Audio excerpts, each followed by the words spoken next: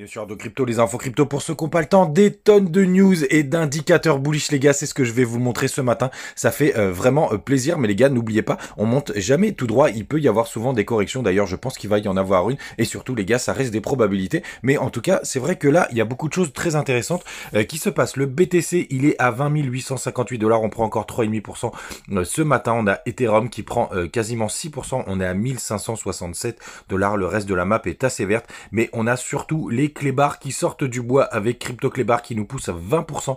Ça fait longtemps qu'on n'avait pas vu une telle performance dans le top 10. Et souvent, quand il y a un chien qui avance, l'autre clébard aime beaucoup aussi. Donc on a Shiba qui pousse quasiment 13%, emmené par la hype de Crypto Clébar. Et le reste de la map est assez verte. Ce matin, on a Atom qui nous pousse un joli 6%. Et on oscille plutôt sur les autres cryptos aux alentours de 2%. Les gars, première grosse news ultra bullish. Ça y est, on a cassé les 110 points du côté du dollar. On a même des bougies qui se sont clôturées. Ça veut dire qu'on a fait un joli M qu'on voit juste ici les gars. Donc on est dans un retournement de tendance et ça c'est une très très bonne nouvelle pour les assets à risque. Alors qu'est-ce que c'est les assets à risque? C'est les cryptos, la bourse et tous les placements boursiers. Puisque quand le dollar corrige, les cryptos et la bourse, en tout cas tous les assets à risque, sont plutôt bougies. Donc ça c'est une très très bonne nouvelle. On va voir si c'est pas juste une petite chasse au stop, mais pour l'instant on semble vraiment avoir un retournement de tendance, un joli M sur le dollar. Donc les gars, c'est vraiment une très très bonne nouvelle, je vous l'avais dit il y a un petit moment, si on vient casser les 110 points. Du côté de nos autres indicateurs, on va passer directement sur le weekly. Je vous en ai parlé hier, mais pour l'instant on est vraiment en train de breaker cette résistance RSI. Les gars, n'oubliez pas, on n'est pas censé on n'est pas censé prendre des décisions sur des bougies qui ne sont pas encore clôturées, donc c'est bien le cas aujourd'hui, ça clôturera que ce dimanche, mais pour l'instant c'est vrai que c'est assez encourageant, on fait des W dans des W et ça c'est ultra bullish, ça fait longtemps qu'on n'a pas eu ça, et vu qu'on vient de la zone de survente RSI, c'est vraiment très intéressant puisque souvenez-vous, c'est une zone qu'on a très très peu fréquentée dans le passé, c'est souvent les points bas du BTC, donc ça c'est vraiment une très très bonne nouvelle les gars, et vous voyez on vient de faire des petits W au-dessus de ça, donc ça c'est vraiment très très cool. L'autre news ultra bullish, pareil, il faudra attendre la clôture, c'est le monthly, donc le MACD, donc ça c'est plutôt on va dire les tendances de fond du Bitcoin, et c'est la première fois qu'on aurait un histogramme qui est inférieur au précédent. Vous voyez là, c'est juste ici, ce petit histogramme qui est juste là, il est plus bas que celui-ci, et c'est des signaux ultra bullish par le passé, ça a été le bas du bear market sur celui-ci,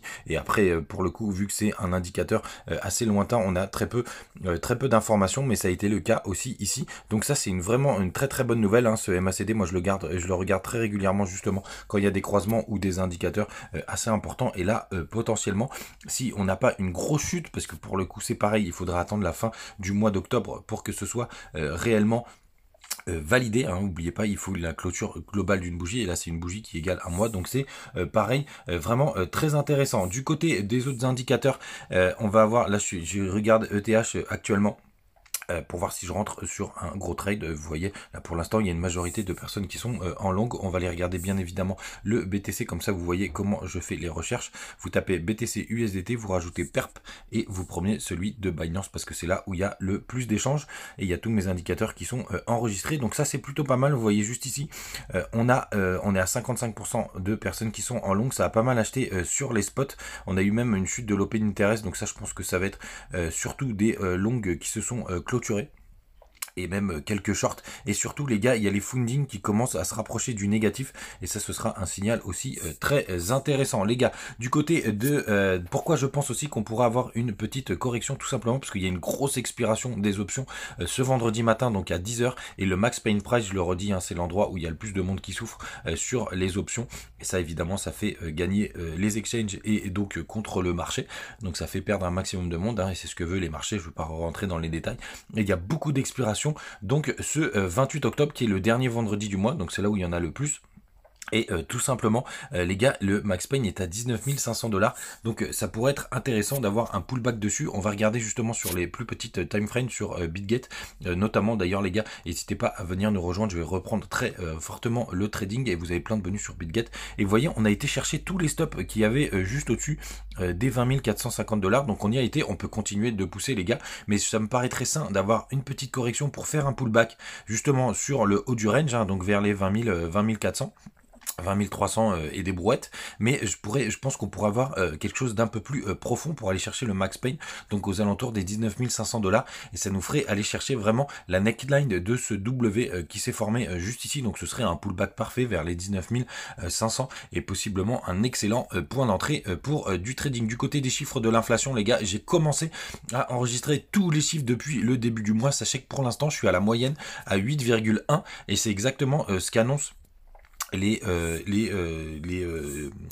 le consensus, puisque du côté du consensus, vous voyez, on attend des prévisions à 8,1, donc on va voir comment ça va continuer, mais pour l'instant, on est vraiment dans les clous. On le saura avant tout le monde, évidemment, je vous partagerai ça en fin de mois. Les gars, n'hésitez pas à venir nous rejoindre sur Twitter.